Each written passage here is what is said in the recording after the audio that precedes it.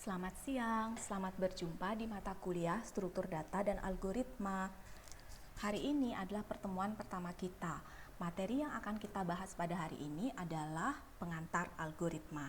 Perkenalkan, saya Putu Mani Prihatini, saya biasa dipanggil Ibu Mani. Sebelum kita masuk ke materi tentang algoritma, saya ingin bercerita sedikit. Algoritma, mungkin ada beberapa orang yang sudah pernah mendengarkan istilah algoritma. Tapi mungkin ada juga beberapa orang yang baru pertama kali mendengar istilah algoritma. Algoritma ini sebenarnya sudah kita lakukan dalam kehidupan kita sehari-hari tanpa kita sadari. Ya, sebagai contoh, mulai dari kita bangun tidur di pagi hari sampai kita tidur lagi di malam hari, ada serangkaian aktivitas yang kita lakukan sepanjang hari itu. Misalnya, dimulai dari bangun tidur, kemudian kita mandi, kemudian kita sarapan pagi, kemudian kita melakukan aktivitas. Dilanjutkan dengan makan siang, kemudian kita tidur siang, kemudian sorenya kita olahraga, kemudian kita mandi sore, kemudian makan malam, beraktivitas lagi, dan tidur lagi. Kalau kita lihat dari bangun tidur sampai kita tidur lagi, itu ada banyak sekali aktivitas yang kita lakukan, yang kita ulang setiap hari dengan kegiatan atau aktivitas yang sama. Tetapi dari sekian aktivitas itu, ada beberapa aktivitas yang mungkin berbeda yang diakibatkan oleh adanya kondisi tertentu. Sebagai contoh, setiap Senin sampai Jumat, kita melaksanakan aktivitas perkuliahan, sehingga dari Senin sampai Jumat, dari urutan bangun tidur sampai tidur lagi di malam hari, akan ada aktivitas yang dinamakan pergi ke kampus. Tetapi pada hari Sabtu dan Minggu, karena tidak ada perkuliahan, maka aktivitas pergi ke kampus itu ditiadakan dari dalam daftar aktivitas yang kita punya dan mungkin digantikan oleh aktivitas lainnya, misalnya pergi berlibur, seperti itu. Nah, jadi aktivitas-aktivitas yang kita lakukan setiap hari yang terdiri dari serangkaian aktivitas tadi, kemudian ada aktivitas yang berbeda yang disebabkan oleh beberapa kondisi dan ada aktivitas yang sama yang harus diulang-ulang, itu sebenarnya sudah membentuk suatu algoritma. Baik, kita sekarang masuk ke definisi algoritma. Saya langsung saja bacakan dulu beberapa definisi dari algoritma. Jadi yang pertama adalah menurut Budi Sutejo pada bukunya yang diterbitkan tahun 2000, ya, algoritma dikatakan sebagai suatu metode khusus yang tepat dan terdiri dari serangkaian langkah yang terstruktur dan dituliskan secara sistematis yang akan dikerjakan untuk menyelesaikan suatu masalah dengan bantuan komputer. Dari definisi ini, yang perlu kita tekankan adalah serangkaian langkah yang terstruktur dan dituliskan secara sistematis. Ini penekanan untuk definisi ini. Kita masuk ke definisi kedua. Menurut Rinaldi Munir dalam bukunya tahun 2007, algoritma itu adalah urutan langkah-langkah logis penyelesaian masalah yang disusun secara sistematis. Dari definisi ini, yang perlu kita tekankan adalah urutan langkah-langkah logis dan sistematis, ya. Jadi mirip seperti di definisi pertama, ya, yaitu pada kata sistematis. Definisi ketiga. Menurut Kamus Besar Bahasa Indonesia yang diterbitkan pada tahun 1988, algoritma adalah urutan logis pengambilan keputusan untuk pemecahan masalah. Yang perlu ditekankan di sini adalah logis, ya. Kata logis ini sama seperti definisi yang diberikan kedua oleh Rinaldi Munir. Dari tiga definisi ini yang sudah kita tekankan tadi, ya, maka yang harus kita pikirkan tentang algoritma adalah bahwa algoritma itu merupakan serangkaian langkah-langkah atau yang tadi saya ceritakan, serangkaian aktivitas yang kita lakukan, ya, di mana serangkaian langkah tersebut atau serangkaian aktivitas tersebut harus memenuhi 3 poin ini. Pertama, terstruktur. Yang dimaksud dengan terstruktur adalah rangkaian aktivitas yang kita buat tersebut, yang kita susun tersebut harus rapi, harus terstruktur, ya. Yang kedua adalah sistematis, harus sistematis. Terstruktur dan sistematis bisa kita nyatakan misalnya, ya. Kita harus melakukan langkah pertama dulu, baru kita maju ke langkah kedua, baru kita maju ke langkah ketiga, dan seterusnya. Kalau dikaitkan dengan cerita kita tadi, ya, kalau kita ingin makan malam, maka kita harus melalui dulu makan pagi, kemudian kita melalui makan siang, baru kita bisa menuju ke makan malam.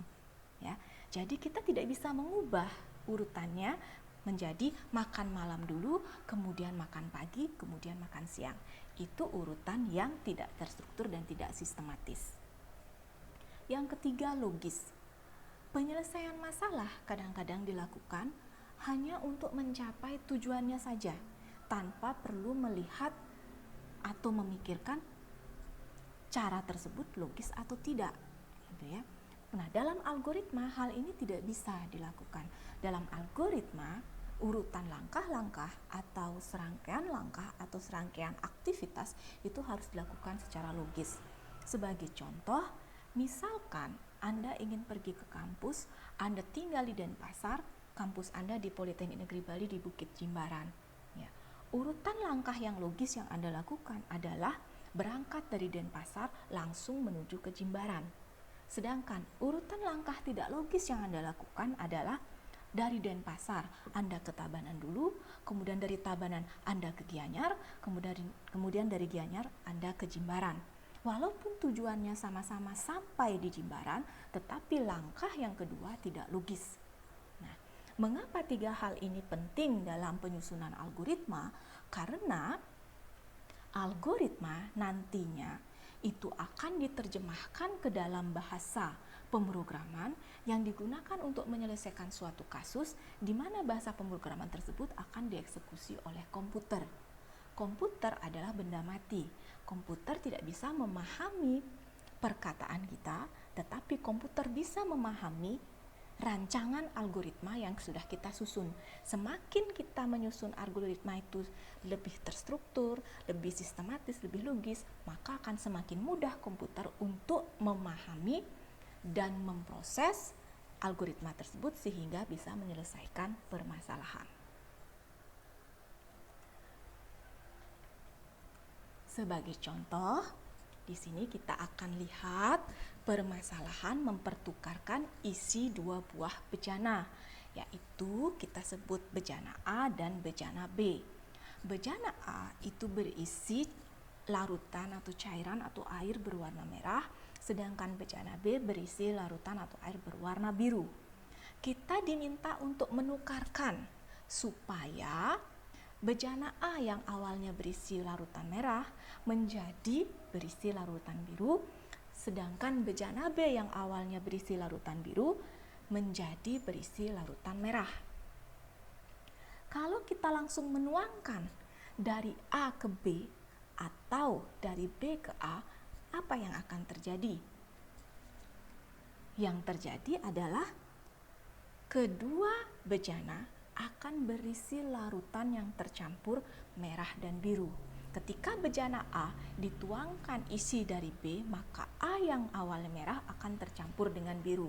Demikian juga sebaliknya, ketika bejana B yang awalnya berisi air biru, ketika dituangkan larutan dari A yang berwarna merah, maka air di B akan bercampur antara warna biru dan merah.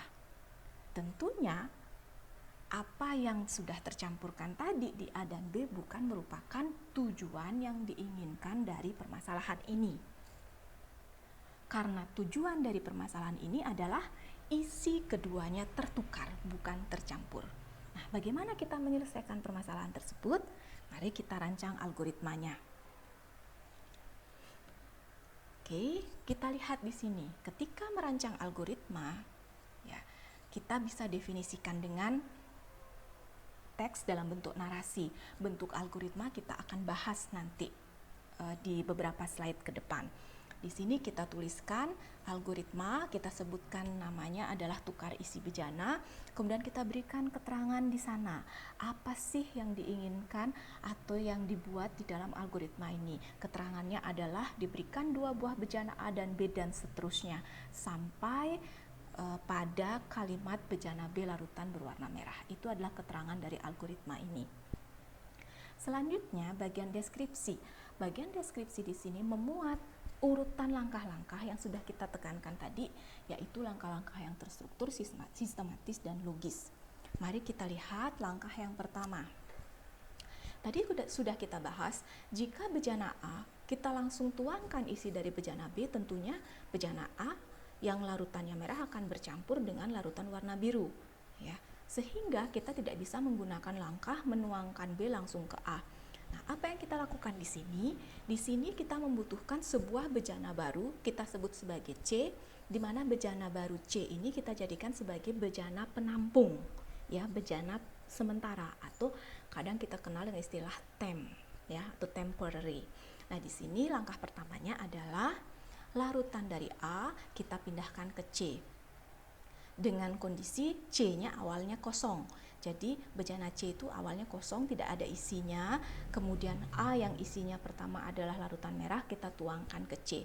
Sehingga akibatnya C-nya sekarang udah nggak kosong lagi, sudah isi larutan merah. Sedangkan A yang awalnya isi larutan merah sekarang kosong. Ya, kita masuk ke langkah kedua. Ketika A sudah kosong, kemudian C berisi larutan merah, kemudian B masih berisi larutan biru seperti semula, maka bejana A yang kosong ini bisa diisi dengan larutan biru yang ada di B, ya, karena A sudah kosong. Jadi ketika isi dari B kita tuangkan ke A, maka tidak akan terjadi percampuran. Sehingga pada langkah kedua ini yang dilakukan adalah menuangkan larutan dari B ke A. Akibatnya A yang awalnya kosong akan berisi larutan biru dari B, sedangkan B yang awalnya berisi larutan biru menjadi kosong. Sedangkan C masih tetap berisi larutan merah akibat langkah 1 yang sudah dituangkan dari bejana A. Oke, sekarang kita akan masuk ke langkah ketiga. Karena bejana B sudah kosong, akibat isinya dipindahkan ke A di langkah 2, maka bejana B sekarang bisa diisi dengan larutan merah. Dari mana? Dari bejana C yang sudah berisi larutan merah berasal dari larutan dari bejana A di langkah 1. Sehingga di langkah 3 dari bejana C larutan itu akan dituangkan ke bejana B. Sehingga di sini kondisi akhirnya menjadi bejana B akan berisi larutan merah, bejana A akan berisi larutan biru, sedangkan bejana C akan kosong kembali. Nah, kalau dilihat dari kondisi ini, berarti outputnya sudah tercapai, sudah tidak tercampur lagi, tapi sudah tertukar. Kalau kita lihat langkah tadi, sudah dilakukan secara terstruktur, ya, rapi, ya. Ada langkah 1, langkah 2, langkah 3, sistematis, ya. Jadi langkah 1 dilanjutkan dengan 2, dilanjutkan dengan 3, ya, dan tidak tertukar, ya, di sana langkahnya, karena kalau tertukar ada kemungkinan hasilnya akan berbeda. Dan ketiga langkah ini logis. Mengapa? Karena bisa mencapai atau memberikan output yang diinginkan. Nah, itu contoh sederhana dari suatu algoritma. Sekarang kita masuk ke materi ciri-ciri algoritma. Pertama, algoritma harus berhenti setelah mengerjakan sejumlah langkah terbatas. Maksud dari ciri-ciri ini adalah algoritma itu harus diberikan kapan mulai dan harus diberikan kapan selesai. Algoritma itu tidak boleh diminta untuk terus-terusan bekerja atau berulang. Karena kalau terus-terusan bekerja, tujuan dari penyelesaian masalahnya tidak akan tercapai. Sehingga kita harus bisa mendefinisikan dalam algoritma itu kapan mulai dan kapan selesai. Seperti contoh tadi yang bejana, ya, dimulai dari langkah 1 dan berakhir di langkah 3. Dimulai dari ketika bejana A berisi merah, bejana B berisi biru, dan berakhir ketika bejana A berisi biru dan bejana B berisi merah. Ciri kedua, setiap langkah harus didefinisikan dengan tepat dan tidak ambigu, ya. Mengapa ini penting? Karena sekali lagi saya sampaikan bahwa algoritma itu akan diterjemahkan ke bahasa pemrograman yang akan dieksekusi oleh komputer. Kalau komputer diberikan langkah yang ambigu atau langkah yang tidak tepat, komputer tidak akan bisa bertanya kepada manusia. Tetapi komputer akan mengerjakan sesuai dengan langkah yang diberikan oleh manusia. Nah, langkah ambigu akan membuat komputer itu tidak bisa mencapai output yang diinginkan dari permasalahan tersebut. Ciri ketiga, algoritma bisa memiliki nol atau dalam artian bisa tidak memiliki masukan atau bisa memiliki lebih dari nol masukan atau input. Seperti yang saya sampaikan tadi, algoritma akan diimplementasikan ke bahasa pemrograman yang akan dieksekusi oleh komputer. Ya, di komputer itu terdiri dari 3 proses, input, proses, dan output. Ya, jadi untuk melaksanakan proses itu harus ada input dan bisa memberikan output. Dalam algoritma, ya, boleh tidak ada input. Mengapa? Karena di dalam algoritma kita bisa hanya sekedar mencetak atau menampilkan sesuatu. Misalnya kita ingin menampilkan suatu tulisan tersebut sudah ada di dalam algoritma, maka dia tidak memerlukan masukan. Nah, berbeda kalau misalnya algoritma itu membutuhkan masukan. Misalnya adalah ingin mencetak nama seseorang, maka kita harus memberikan inputan nama dulu ke dalam algoritma supaya bisa dicetak nama dari orang tersebut. Yang keempat, algoritma mempunyai 0 atau lebih keluaran. Nah, ini kebalikan dari yang ciri ketiga. Jadi algoritma itu boleh tidak memberikan output, boleh memberikan output lebih dari 1 atau lebih dari 0. Mengapa tidak menampilkan output? Bisa saja kalau algoritma itu hanya digunakan untuk proses pendefinisian, proses assignment saja, penugasan saja, dan bisa juga memberikan output lebih dari 1, misalnya tidak hanya menghasilkan output luas segitiga, bisa juga menghasilkan output keliling segitiga, bahkan output yang lainnya sesuai dengan tujuan dari permasalahannya. Kemudian yang kelima, algoritma itu harus efektif, ya. Seperti tadi contoh kita di algoritma mempertukarkan isi bejana, langkahnya hanya 3, ya. Jadi tidak banyak, langkahnya hanya 3, tetapi dengan 3 langkah tersebut outputnya tercapai dan terjadi penukaran, bukan terjadi pencampuran. Nah, algoritma itu harus efektif. Mengapa? Karena algoritma tersebut nanti akan diproses oleh komputer, ya, supaya komputer itu bisa memproses dan bisa memberikan output dalam waktu yang singkat, dalam waktu yang cepat, dan tidak terjadi proses yang berulang-ulang atau proses yang membingungkan komputer seperti itu. Nah, yang perlu dicatat di sini adalah bahwa penulisan algoritma itu independen dari spesifikasi bahasa pemrograman dan komputer yang mengeksekusinya. Artinya, algoritma yang kita tulis itu tidak boleh terikat pada suatu bahasa pemrograman. Jadi jangan menulis algoritma menggunakan bahasa Pascal misalnya, atau menggunakan bahasa C misalnya, atau menggunakan bahasa Java gitu ya. Atau jangan membuat algoritma hanya bisa digunakan untuk komputer tipe X atau komputer tipe Y. Itu tidak. Algoritma itu sifatnya universal. Ketika suatu algoritma dibuat, maka algoritma itu bisa diimplementasikan ke dalam bahasa pemrograman apapun, tergantung kebutuhan dari programmernya. Oke, kita sekarang masuk ke mekanisme pelaksanaan algoritma oleh pemroses, ya.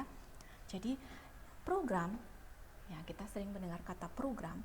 Jadi program itu sebenarnya adalah perwujudan atau implementasi algoritma yang ditulis dalam suatu bahasa pemrograman sehingga dapat dilaksanakan oleh komputer. Jadi kalau kita melihat orang membuat program, kalau orang itu sudah expert, ya, dia bisa membuka bahasa Java, kemudian dia langsung mengetikkan programnya jadi, ya. Tetapi bagi kita yang baru belajar memprogram, ya, akan sangat baik jika kita awali dengan memahami apa itu algoritma, dengan merancang suatu algoritma, baru kemudian kita implementasikan algoritma tersebut ke dalam program. Kegiatan membuat program itu kita biasa sebut sebagai pemrograman, ya. Dan orang yang menulis program kita sebut sebagai pemrogram atau bahasa asingnya programmer.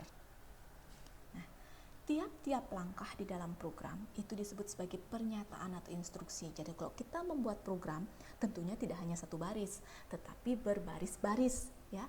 Nah, berbaris-baris itu kita sebut sebagai urutan instruksi atau urutan pernyataan.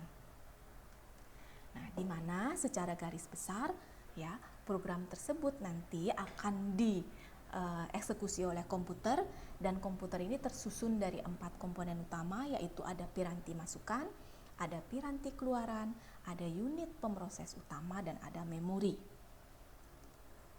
Mekanisme kerjanya kalau kita lihat, ya, ada piranti masukan di sebelah kiri.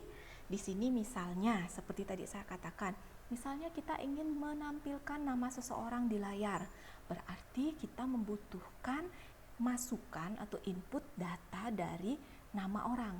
Ya, sebagai contoh, misalnya ingin mencetak nama saya, Ibu Mani, di layar komputer, maka saya harus memberikan inputan kepada komputer, ya, yaitu nama saya. Jadi saya harus mengetikkan Mani di piranti masukan, misalnya di keyboard. Selanjutnya, data nama saya tersebut akan diterima oleh CPU, kemudian CPU akan memprosesnya, menyimpannya di memori dulu, kemudian nanti ketika dibutuhkan CPU akan memintanya kembali dari memori, baru kemudian mencetaknya melalui piranti keluaran, misalnya layar.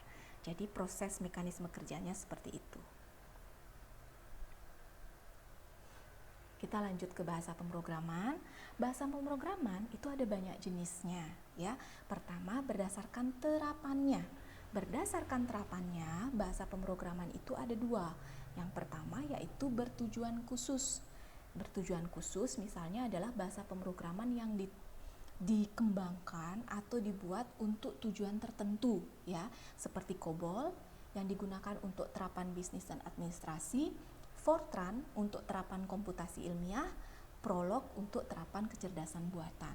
Sedangkan untuk bahasa pemrograman yang bertujuan umum, ini biasanya digunakan untuk membuat program dengan tujuan apapun. Itu yang biasa kita gunakan nanti dalam pemrograman itu adalah misalnya bahasa Pascal, bahasa Basic, bahasa C, bahasa Java, bahasa Visual, seperti itu, ya. Sedangkan berdasarkan notasinya, apakah lebih dekat ke mesin atau lebih dekat ke bahasa manusia, maka kita bedakan menjadi 2. Yang pertama adalah bahasa tingkat rendah, di mana bahasa tingkat rendah ini adalah bahasa yang lebih dekat ke mesin. Sehingga bahasa ini lebih mudah dipahami oleh mesin, tetapi lebih sulit dipahami oleh manusia. Ya, contohnya adalah bahasa mesin atau assembler, ya. Dia lebih dekat dengan mesin sehingga bentuknya seperti kode-kode seperti itu, ya. Sedangkan bahasa tingkat tinggi ini lebih dekat dengan manusia sehingga kita lebih bisa memahami, tetapi mesin lebih sulit memahami, sehingga untuk bahasa tingkat tinggi ini akan membutuhkan penerjemah, ya, dari bahasa tingkat tinggi ke mesin. Contohnya adalah bahasa yang akan kita pakai dalam pemrograman sehari-hari, misalnya Pascal, Basic, C, COBOL, Fortran, Java, ya, PHP. Nah, itu semua bahasa yang lebih dekat dengan manusia. Nah, ini adalah proses translasi dari algoritma sehingga bisa diproses oleh komputer. Jadi, kita saat ini berada di tahap yang paling atas, yaitu merancang algoritma. Ya, di mata kuliah struktur data dan algoritma, kita posisinya di bagian paling atas, yaitu merancang algoritma. Merancang algoritma itu sama seperti merancang desain rumah. Jadi, desain rumah yang kita rancang itu ditujukan nanti untuk diimplementasikan menjadi rumah yang sebenarnya, ya, seperti itu. Nah, Kalau algoritma di sini ditranslasikan dulu, jadi diterjemahkan ke dalam bahasa program tingkat tinggi. Misalnya kita pilih bahasa yang dipakai adalah bahasa Java, misalnya seperti itu. Jadi sama seperti desain rumah, ketika desain rumahnya udah jadi, kemudian bagi pembangunnya atau kontraktornya, misalnya dipilih, oh saya mau rangka atapnya adalah baja bukan kayu. Nah itu pilihan, ya pilihan toolsnya. Saya mau temboknya itu bata bukan batako. Nah itu adalah pilihan. Jadi sama, saya mau algoritma ini diterjemahkan ke dalam bahasa Java, saya mau algoritma ini diterjemahkan ke dalam bahasa C, misalnya seperti itu. Nah itu ada di tahapan yang kedua. Tahapan kedua ini akan kita lakukan ya pada saat perkuliahan kalian di beberapa mata kuliah pemrograman ya. Kemudian tahap dari algoritma ke program bahasa tingkat tinggi disebut sebagai translasi. Selanjutnya, bahasa tingkat tinggi tadi kan hanya lebih mudah dipahami oleh manusia dan sulit dipahami oleh mesin. Padahal yang memproses program tersebut adalah komputer. Komputer adalah mesin. Oleh karena itu, program dalam bahasa tingkat tinggi ini harus kita kompilasi dulu menjadi program dalam bahasa mesin. Ya, siapa yang mengkompilasi? Sudah ada di dalam bahasa pemrograman yang kita pilih. Kalau zaman dulu, zamannya saya kuliah, ketika saya mau membuat membuat program dalam Pascal, maka saya harus punya compiler sendiri untuk Pascal. Sedangkan kalau sekarang ya, ketika kita mau membuat program dengan Java, kita tinggal klik compile atau klik run, itu langsung Java yang melakukan proses kompilasinya. Kita tidak perlu lagi melakukan kompilasi terpisah. Selanjutnya, ketika program itu sudah dalam bahasa mesin, artinya sudah dipahami oleh mesin, maka program tersebut akan diinterpretasi oleh CPU. Ya, karena seperti tadi di mekanisme yang tadi kita lihat, CPU itu adalah mesin pemroses utama, dialah yang akan mengartikan program ini mau ngapain. Apakah program ini membutuhkan masukan dari piranti masukan? Apakah program ini membutuhkan untuk dilakukan operasi seperti perhitungan, perbandingan? Apakah perlu dilakukan proses mencetak layar atau proses penulisan? Nah, itu semua diinterpretasi oleh CPU. Sehingga di tahap ini akhirnya nanti seandainya algoritma kita tujuannya adalah mencetak misalnya nama seseorang ke layar, maka di tahap interpretasi oleh CPU ini operasi baca akan dilakukan dan operasi tulis akan dilakukan, sehingga di layar kita akan melihat tampilan nama dari nama orang yang sudah kita masukkan tadi melalui piranti masukan. Jadi prosesnya seperti itu. Oke, kita masuk sekarang ke pemrograman prosedural. Seperti yang sudah kita bahas tadi, bahwa algoritma itu merupakan rangkaian aktivitas, rangkaian langkah-langkah atau urutan langkah-langkah yang digunakan untuk apa? Digunakan untuk penyelesaian masalah. Nah, oleh karena itu, algoritma ini bisa dikatakan sebagai proses yang prosedural. Artinya apa? Proses yang ada prosedurnya, ada tahapannya, sehingga tahapan itu terstruktur, tahapan itu harus sistematis, harus logis, seperti itu. Pada pemrograman prosedural, bagian data dibedakan dengan bagian instruksi. Jadi program di dalam pemrograman prosedural itu akan terdiri dari runtunan instruksi. Runtunan itu bisa kita sebut sebagai urutan atau sequence, di mana instruksi tersebut akan dilaksanakan satu persatu secara berurutan oleh sebuah pemroses. Seperti contoh algoritma tukar bejana tadi, ya, langkah 1, 2, 3 akan dilakukan dengan urutan 1, 2, 3, ya, bukan dilakukan dengan urutan 1, 3, 2 atau 3, 2, 1 atau yang lainnya. Alur pelaksanaan instruksi dapat berubah karena adanya pencabangan kondisional. Nah, tadi saya sempat jelaskan, ketika kita melaksanakan aktivitas sehari-hari, ada aktivitas yang kita selalu lakukan sama setiap hari. Bangun tidur, mandi pagi, makan siang, tidur siang, mandi sore, makan malam, tidur malam. Nah, itu aktivitas yang selalu kita lakukan setiap hari secara berurutan, satu persatu diproses ya oleh diri kita masing-masing. Tetapi kita lihat tadi ada kondisi di mana Senin sampai Jumat ada aktivitas pergi ke kampus, sedangkan Sabtu Minggu tidak ada aktivitas pergi ke kampus, yang ada aktivitas pergi berlibur. Nah, ini yang menyebabkan alur pelaksanaan instruksi itu berubah karena adanya kondisi tertentu. Data yang disimpan dalam memori itu akan dimanipulasi oleh instruksi secara beruntun. Tadi Anda lihat di mekanisme kerja pemroses itu ya, ada piranti masukan, ada CPU, ada piranti keluaran, ada memori. Anda lihat ketika CPU membaca nama orang dari piranti masukan, disimpanlah nama tersebut di memori.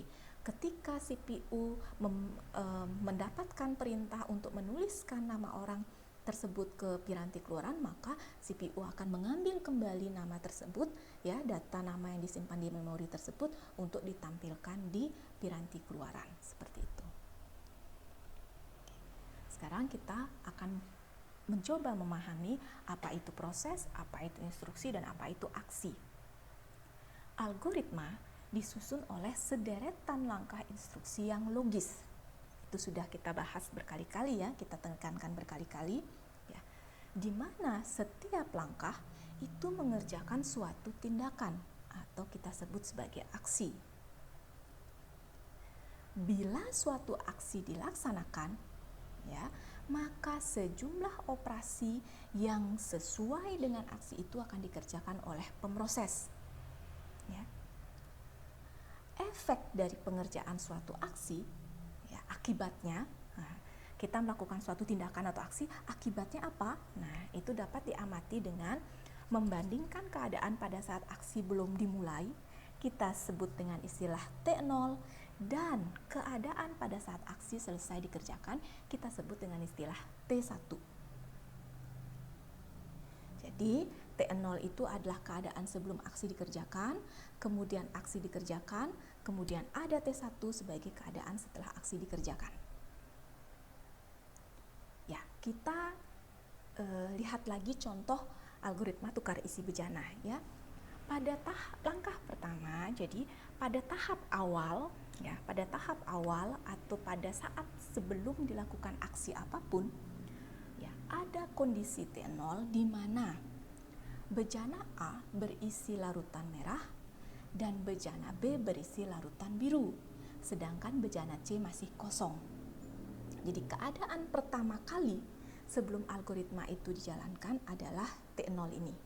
Kemudian ada langkah pertama yang dilakukan, yaitu tuangkan larutan dari bejana A ke bejana C. Efek atau akibat dari aksi nomor 1 ini adalah T1, yaitu bejana A menjadi kosong dan bejana C menjadi berisi larutan berwarna merah karena sudah dituangkan dari A. Oke, saya harap di sini kalian mulai paham. Kemudian T1 di langkah 1 itu akan menjadi T0 di langkah berikutnya, yaitu langkah kedua, yaitu T0-nya bejana A kosong, bejana C berisi larutan berwarna merah. Kemudian kita masuk ke aksi kedua, yaitu tuangkan larutan dari bejana B ke bejana A. Efek dari langkah kedua mengakibatkan T1, yaitu bejana A berisi larutan biru dan bejana B kosong karena sudah dituangkan ke bejana A. Kita lanjutkan. T1 yang ada dari aksi 2 atau langkah 2 akan menjadi T0 bagi langkah ketiga ya, yaitu bejana A berisi larutan berwarna biru dan bejana B kosong. Kemudian kita lakukan aksi ketiga, yaitu tuangkan larutan dari bejana C ke bejana B. Efek dari langkah ketiga ini adalah T1, di mana bejana B berisi larutan berwarna merah, bejana A berisi larutan berwarna biru, dan bejana C kosong kembali. Jadi kalian lihat ya, saya sengaja bedakan warnanya. Jadi yang warna biru paling atas itu adalah untuk aksi 1 dengan T0 dan T1-nya. Kemudian yang warna merah kecoklatan ya, merah bata, itu adalah aksi kedua dengan T0 dan T1-nya. Sedangkan yang berwarna hijau di bawah adalah aksi ketiga dengan T0 dan T1-nya. Nah sekarang Ketiga langkah ini bisa kita rangkum menghasilkan T0 dan T1 untuk seluruh algoritma, yaitu keadaan awal dari aksi pertama akan menjadi keadaan awal algoritma, dan keadaan akhir dari aksi terakhir menjadi keadaan akhir algoritma. Jadi T0 yang paling pertama akan menjadi T0 untuk algoritma, dan T1 yang paling terakhir akan menjadi T1 untuk algoritma. Bukan lagi T0 dan T1 untuk setiap aksi, ya, sehingga dia akan menjadi T0-nya adalah bejana A berisi larutan berwarna merah, bejana B berisi larutan berwarna biru, dan bejana C masih kosong. Sedangkan T1-nya adalah bejana B berisi larutan berwarna merah, bejana A berisi larutan berwarna biru, dan bejana C kosong. Dari sini kita bisa lihat T1-nya ini sudah sesuai dengan tujuan dari atau output yang diinginkan dari penyelesaian permasalahan. Ya, saya harapkan dari sini kalian sudah mendapat sedikit gambaran tentang algoritma. Oke, struktur dasar algoritma. Ya, algoritma itu sebenarnya merupakan runtunan. Ya, jadi yang pertama ini runtunan. Apa itu runtunan? Runtunan itu merupakan urutan langkah, ya, di mana langkahnya itu bisa satu atau lebih. Langkah ini bisa kita nyatakan sebagai pernyataan atau instruksi. Ya. Kemudian satu atau lebih instruksi tersebut, ya, di tiap instruksinya harus dikerjakan secara berurutan sesuai dengan urutan penulisannya. Ya, jadi sebuah instruksi dilaksanakan setelah instruksi sebelumnya selesai dilaksanakan. Langkah 2 dilaksanakan setelah langkah 1. Langkah 3 dilaksanakan setelah langkah 2. Jadi berurutan dari 1, 2, 3 dan seterusnya. Urutan instruksi menentukan keadaan akhir algoritma. Kenapa? Karena jika urutannya diubah, maka hasil akhirnya mungkin akan berubah juga. Ya, contohnya, kalau yang kita lakukan terhadap algoritma tukar isi bejana, tadi awalnya langkah satunya adalah A ke C, ya, kemudian B ke A, kemudian C ke B. Sekarang kalau kita tukar urutan langkahnya, ya, kita bawa dari B ke A dulu, ya, baru dari A ke C, baru kemudian dari C ke B. Apakah akan tercapai outputnya? Apakah akan tertukar isinya sesuai tujuan penyelesaian masalah? Ya, coba kalian pikirkan. Nanti saya akan tanyakan pada saat kita diskusi untuk poin yang ini. Saya lanjutkan. Struktur algoritma yang kedua adalah pemilihan. Ya, tadi saya sempat sampaikan, Senin sampai Jumat ada aktivitas pergi ke kampus. Sabtu Minggu ada aktivitas pergi berlibur. Berarti ketika kalian bangun di pagi hari, kalian harus mengingat dulu, hari ini hari apa ya? Oh, hari ini hari Senin, berarti saya pergi ke kampus. Atau kalian bangun tidur berpikir lagi, hari ini hari apa ya? Oh, hari ini hari Sabtu. Oh, oke, saya tidak ke kampus, saya hari ini pergi berlibur. Nah, itu disebut kondisi pemilihan. Ada kalanya suatu instruksi dikerjakan jika kondisi tertentu dipenuhi. Jadi, jika harinya Senin saya pergi ke kampus, artinya kondisi hari Senin itu tercapai, maka pergi ke kampuslah yang harus dilakukan. Sebagai contoh, algoritma nilai terbesar dengan keterangan diberikan dua buah bilangan X dan Y dengan syarat X tidak boleh sama dengan Y, tentukan nilai yang terbesar dari kedua bilangan tersebut. Urutan langkahnya adalah, pertama, diberikan nilai X sebesar 10.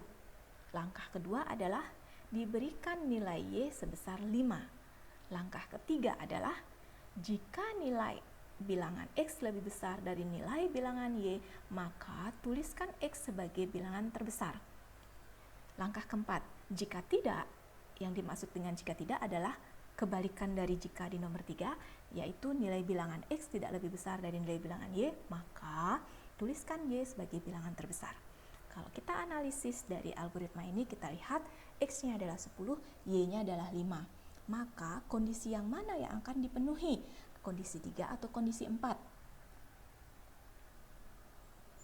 Ya, karena X-nya 10 dan Y-nya 5, maka X-nya lebih besar daripada Y, 10 lebih besar dari 5, sehingga kondisi yang dipenuhi di sini adalah kondisi nomor 3, yaitu jika nilai bilangan X lebih besar dari nilai bilangan Y, maka akan tertera di layar ya. Seandainya algoritma ini diproses dengan komputer, maka akan muncullah X sama dengan 10 sebagai bilangan terbesar. Nah, itu sebagai contoh untuk pemilihan. Struktur yang ketiga adalah perulangan. Tadi saya sampaikan bahwa ada aktivitas yang selalu sama kita ulang setiap hari. Misalnya bangun tidur, mandi, makan. Itu adalah aktivitas yang setiap hari selalu kita ulang. Nah, di dalam perulangan, ya, salah satu kelebihan komputer dikatakan adalah komputer itu mampu mengerjakan pekerjaan yang sama berulang kali tanpa mengenal lelah. Ya, nah contohnya, mungkin kalian masih ingat ketika masih sekolah gitu ya, ada anak yang nakal, kemudian diminta oleh ibu guru atau bapak guru untuk menulis kalimat. Ya, menulis kalimatnya misalnya harus menulis 500 kalimat. Yaitu saya berjanji tidak akan nakal dan malas lagi. Ya, jadi kalau kita buat dalam algoritma, ya, algoritma menulis 500 kalimat. Keterangannya adalah menuliskan kalimat saya berjanji tidak akan nakal dan malas lagi sebanyak 500 kali. Maka urutan langkah yang kita lakukan apa? Pertama, tulis saya berjanji tidak akan nakal dan malas lagi. Kedua, tulis ini dilakukan sebanyak 500 kalimat. Bisa kalian bayangkan kalau kalian harus menulis ini di kertas, ya, menulis saya berjanji tidak akan nakal dan malas lagi di kertas sebanyak 500 kalimat. Jangan bayangkan menulis menggunakan aplikasi teks ya yang bisa menggunakan copy paste, tidak, tetapi kalian bayangkan ini ditulis secara manual di kertas atau di papan tulis. Melelahkan? Pasti melelahkan. Kalau komputer tidak melelahkan ya, tetapi kalau kita melelahkan, mengapa? Karena kita yang akan menuliskan algoritmanya, karena kita sebagai programmer yang akan menuliskan kode programnya di dalam komputer kita. Nah, komputer kita tinggal memproses saja, kita yang capek, komputer tidak capek, seperti itu. Nah, di dalam algoritma, perulangan seperti ini bisa kita, kondisi berulang seperti ini, tulisan berulang seperti ini, bisa kita ubah ke dalam struktur algoritma perulangan menjadi bentuknya salah satunya seperti ini. Ya, kita lihat algoritma menulis 500 kalimat. Menuliskan kalimat, saya berjanji tidak akan nakal dan malas lagi sebanyak 500 kali. Lihat deskripsinya. Pertama, dibuatlah sebuah pencatat jumlah kalimat. Ya, mulainya 0. Artinya apa? Belum mulai menulis. Ya, sehingga pencatat jumlah kalimatnya 0. Kemudian di sana ada keywords repeat namanya. Ya, tulislah saya berjanji tidak akan nakal dan malas lagi. Berarti mulai menulis baru 1. Nah, karena sudah mulai menulis 1, maka pencatat jumlah kalimatnya kita naikkan dengan plus 1. Ya, sehingga menjadi 1. Kemudian kita masuk ke langkah ketiga, until pencatat jumlah kalimat sama dengan 500. Di sini dia akan ngecek apakah pencatat jumlah kalimatnya sudah 500. Oh, belum, masih 1. Maka dia akan kembali ke langkah kedua. Menulis lagi, naikkan pencatat lagi, sekarang menjadi 2. Apakah sudah 500? Belum, naik lagi kedua, demikian seterusnya sampai pencatat jumlah kalimat itu sudah berisi angka 500. Sehingga ketika masuk ke tahap ketiga, until pencatat jumlah kalimat sama dengan 500, maka prosesnya berhenti, tidak lagi kembali ke langkah kedua. Proses menulisnya sudah selesai. Simpel kan dibandingkan yang sebelumnya, ya. Nah, inilah fungsi dari algoritma perulangan. Nah, notasi algoritma. Oke, jadi tadi kita sudah lihat beberapa contoh algoritma, di mana contoh algoritma itu semua saya tulis pakai narasi dalam bahasa Indonesia. Apakah bentuknya algoritma hanya seperti itu? Ya, tidak ya. Notasi algoritma ada beberapa, tapi yang penting adalah notasi algoritma harus dibuat independen atau tidak tergantung dari atau tidak terikat dari bahasa pemrograman tertentu dan komputer yang mengeksekusi, ya. Nah, notasi algoritma ini harus dapat diterjemahkan ke dalam bahasa pemrograman apapun. Ada beberapa notasi algoritma. Yang pertama adalah menggunakan narasi dengan kalimat deskriptif atau kita biasa sebut sebagai English structure seperti yang sudah saya kasih tadi contoh-contohnya. Notasi kedua menggunakan diagram alir atau flowchart, dan notasi ketiga menggunakan pseudocode. Notasi 1 dan 2 ini biasanya kita gunakan untuk berkomunikasi dengan user yang tidak atau yang awam dengan bahasa pemrograman, sehingga dengan narasi atau dengan diagram user itu akan lebih paham algoritma yang kita rancang. Sedangkan untuk notasi ketiga ini biasanya kita gunakan untuk berkomunikasi dengan programmer, karena pseudocode itu sudah lebih mirip dengan bahasa pemrograman. English structure. English structure itu sebenarnya adalah basisnya adalah bahasa Inggris, tetapi karena kita bahasa pengantarnya adalah Indonesia, jadi kita gunakan bahasa Indonesia. English structure ini biasanya digunakan untuk menggambarkan algoritma yang dikomunikasikan kepada pemakai sistem seperti yang tadi saya sampaikan, jadi yang awam dengan bahasa pemrograman. Gaya penulisannya bisa menggunakan common style, yaitu huruf besar di awal, selanjutnya huruf kecil, atau capitalized common style, huruf besar semua, atau outline common style menggunakan nomor urut, atau narrative style berbentuk uraian, atau gaya-gaya lainnya. Ya, kita bisa menggunakan sesuai dengan kenyamanan atau tingkat pemahaman dari pemakai sistem. Yang kedua adalah flowchart. Flowchart itu menggambarkan langkah-langkah algoritma penyelesaian masalah menggunakan simbol-simbol, di mana simbol-simbol tersebut sudah distandarisasi. Jadi di seluruh dunia sudah tahu simbol itu fungsinya apa. Jadi tidak ada perbedaan pemahaman terhadap simbolnya. Tujuannya untuk menggambarkan tahapan penyelesaian masalah secara sederhana, terurai, terinci, rapi, dan jelas. Ada dua jenis flowchart. Yang pertama adalah sistem flowchart, biasanya digunakan untuk menggambarkan sistem peralatan komputer dalam proses pengolahan data serta hubungan antar peralatan. Ini adalah sistem flowchart.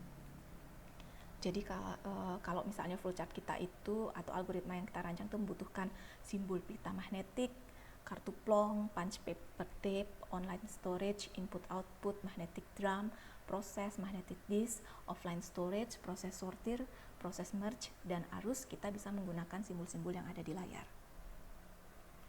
Yang kedua itu adalah program flowchart. Kalau program flowchart ini lebih menggambarkan urutan logikanya. Seperti tadi, langkah 1, 2, 3 di algoritma tukar bejana itu kita lebih tepat menggunakan program flowchart. Ada dua metode, ada konseptual dan ada detail. Nah, ini adalah simbol-simbol yang kita gunakan dalam flowchart, ya. Yang pertama itu proses, bentuknya adalah persegi panjang, input output itu jajaran genjang, ada keterangan di sana persegi panjang dengan dua garis, ya. Pengujian itu menggunakan belah ketupat, pemberian nilai awan menggunakan segi 6, awal akhir proses menggunakan elips, konektor menggunakan lingkaran kecil, dan kalau dalam satu halaman, sedangkan kalau pada halaman lain menggunakan konektor yang seperti segitiga itu, ya, dan arah itu menggunakan garis berarah. Selain simbol tadi, ada juga flowchart versi Nasi Schneiderman, ya. Jadi tidak menggunakan anak panah sebagai penunjuk proses, ada 3 jenisnya, ada sequence, ada looping, dan selection. Nah, ini adalah sequence yang paling kiri atas. Sequence itu seperti runtunan yang sudah saya bahas tadi, mulai dari pernyataan 1 atau instruksi 1, lanjut instruksi 2, lanjut instruksi 3. Sedangkan kalau looping itu pengulangan, ya, yang tadi repeat itu, ya, di sini dia menggunakan while, dan selection control ini untuk pemilihan yang kondisi tadi, jika terpenuhi dan jika tidak. Nah, dalam perkuliahan kita tidak menggunakan flowchart jenis ini, kita cukup menggunakan program flowchart yang tadi. Notasi yang ketiga itu adalah pseudocode. Pseudocode itu menggambarkan algoritma menggunakan kode yang mirip dengan bahasa pemrograman yang sebenarnya, sehingga ini tepat digunakan untuk berkomunikasi dengan programmer, ya. Aturan penulisan pseudocode pertama adalah satu pseudocode itu satu baris, jadi jangan disambung ke samping supaya memudahkan satu pseudocode atau satu instruksi satu baris. Kemudian pisahkan modul-modul atau kelompok pseudocode dengan memberikan spasi beberapa baris untuk mempermudah pembacaan. Pseudocode bisa ditulis dengan huruf kapital, komentar atau variabel dalam huruf kecil. Kemudian jangan lupa berikan indentasi atau tabulasi untuk penulisan prosedur code yang berada dalam looping atau kondisional, ya. Kemudian yang terakhir, lakukan pembatasan jumlah baris prosedur code setiap modulnya, misalnya 50-70 baris per modul sehingga tidak terlalu panjang. Aturan ini tidak berlaku ketat ya untuk kita dalam perkuliahan ini, jadi nanti kita akan coba mempelajarinya. Nah, ini adalah contoh algoritma tukar isi bejana yang kita susun dalam bentuk 3 notasi. Yang pertama yaitu English structure yang sudah kita gunakan tadi dari awal, yaitu ya dalam bentuk narasi. Di sini kita menggunakan outline ya, yaitu ada langkah 1, langkah 2 dan langkah 3. Jangan lupa selalu ada nama algoritma di atasnya dan keterangannya. Kemudian flowchartnya. Perhatikan di sini flowchartnya ya. Flowchart itu selalu ada diawali dengan mulai dan diakhiri dengan selesai. Ya, di sini mulai menggunakan simbol elips ya. Di sini menggunakan simbol elips dan flowchart dan simbol selesainya juga menggunakan elips. Jadi sekali lagi flowchart itu harus diawali dengan mulai dan diakhiri dengan selesai. Mungkin pada beberapa buku ada yang menuliskan start dan end, itu silahkan, atau begin dan end silahkan. Di sini kita gunakan bahasa Indonesia. Kemudian dari satu proses ke proses berikutnya itu dihubungkan dengan tanda panah. Ya, ini tanda panahnya, dia akan masuk ke proses yang pertama. Langkah yang pertama yaitu tuangkan larutan dari bejana A ke bejana C. Kemudian lanjut ke proses kedua, tuangkan larutan dari bejana B ke bejana A, dan lanjut ke proses yang ketiga yaitu tuangkan larutan dari bejana C ke bejana B, dan terakhir adalah selesai. Ini adalah contoh penggambaran flowchart dari kasus algoritma tukar isi bejana. Kemudian notasi ketiga adalah pseudocode. Ya, kita perhatikan di sini pseudocode mengimplementasikan dari English structure dan flowchart ya. Jadi ada nama algoritmanya ya, algoritma tukar isi bejana, dan ada keterangannya, di mana keterangannya diberikan di dalam kurung kurawal. Jadi keterangan itu harus diletakkan di dalam kurung kurawal. Ada kurung kurawal buka dan ada kurung kurawal tutupnya. Kemudian ada bagian deklarasi ya. Bagian deklarasi ini berisi objek-objek apa saja yang terlibat di dalam algoritma tersebut. Nah, dalam algoritma tukar isi bejana ini kita membutuhkan 3 buah objek, yaitu ada bejana A, ada bejana B, dan ada bejana C.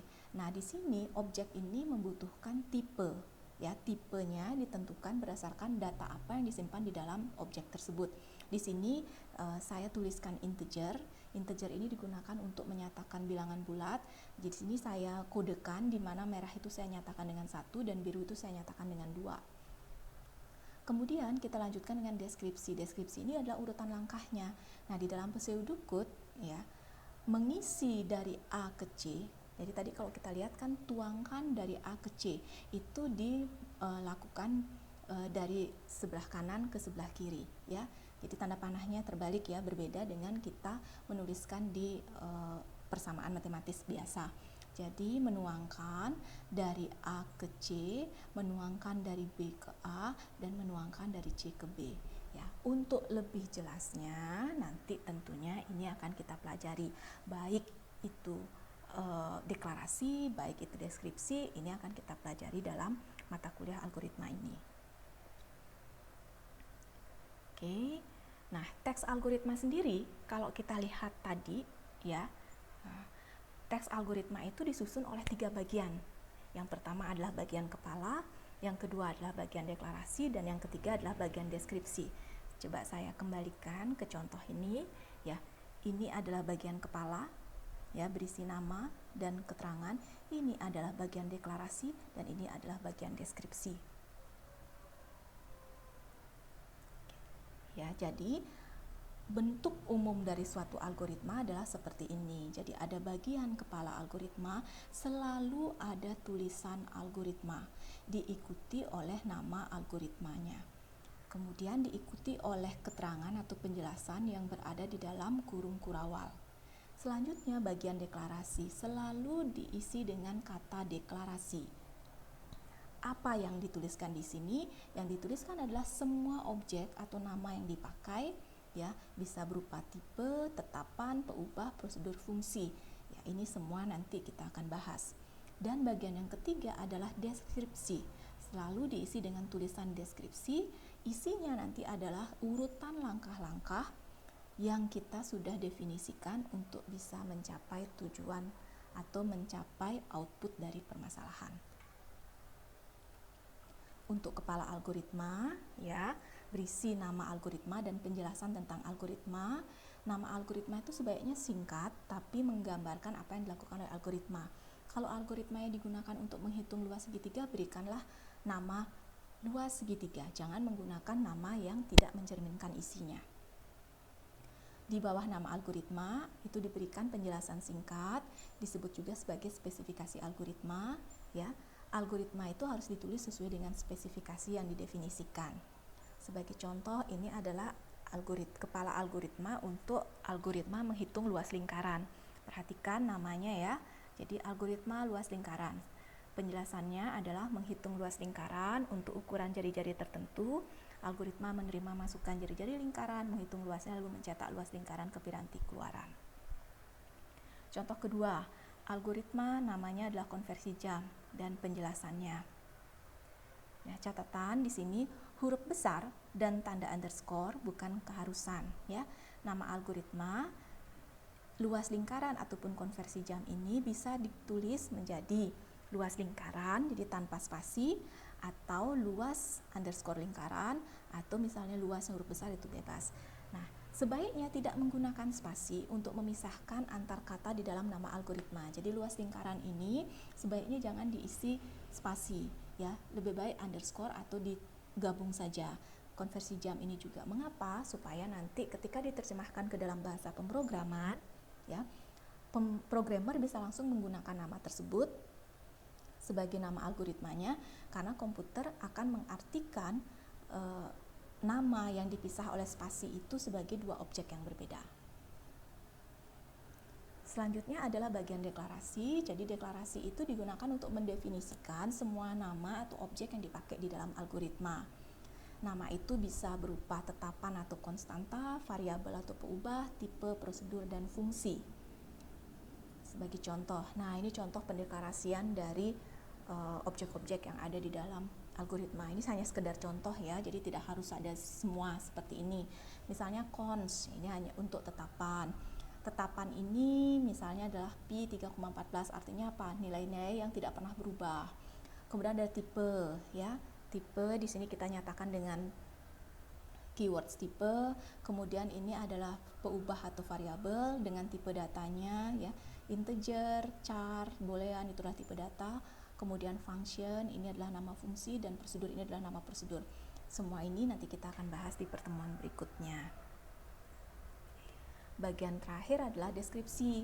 Ya, bagian deskripsi itu adalah inti dari suatu algoritma karena berisi uraian langkah-langkah penyelesaian masalah, di mana langkah algoritma itu dibaca dari atas ke bawah secara berurutan, ya. Urutan penulisannya akan menentukan urutan pelaksanaan perintahnya. Jadi jangan ditukar atau dibuat urutan yang tidak benar.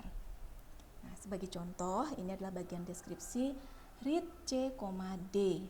If C lebih kecil D, then E diisi dengan A plus B, else E diisi dengan A min B, and if write E. Nah, ini adalah contoh deskripsi dalam pseudocode. Nah, kita lihat di sini urutannya harus dimulai dengan membaca nilai untuk C dan D. Baru diikuti dengan mengecek atau menguji atau membandingkan apakah C-nya lebih kecil dari D. Jika lebih kecil dari D, maka variabel E akan diisi dengan penjumlahan A dan B. Jika tidak, maka variabel E diisi dengan penjumlahan A min B. Ya, baru kemudian E-nya dicetak. Kita tidak bisa menukar di sini, misalnya if-nya ditaruh duluan, baru read CD, itu tidak bisa, karena itu akan mempengaruhi hasil dari algoritmanya. Jadi sekian yang bisa saya sampaikan untuk materi kita pada hari ini. Menurut Nelson Mandela, pendidikan adalah senjata paling mematikan di dunia, karena dengan pendidikan Anda dapat mengubah dunia. Oleh karena itu, mari kita memulai mata kuliah struktur data dan algoritma ini dengan semangat belajar yang tinggi supaya kita bisa memahami dan mengimplementasikan mata kuliah kita ini dalam satu semester dan memperoleh nilai yang baik nanti di akhir semester. Semangat, terima kasih, salam sehat, dan semangat, sampai jumpa di pertemuan berikutnya. Selamat siang.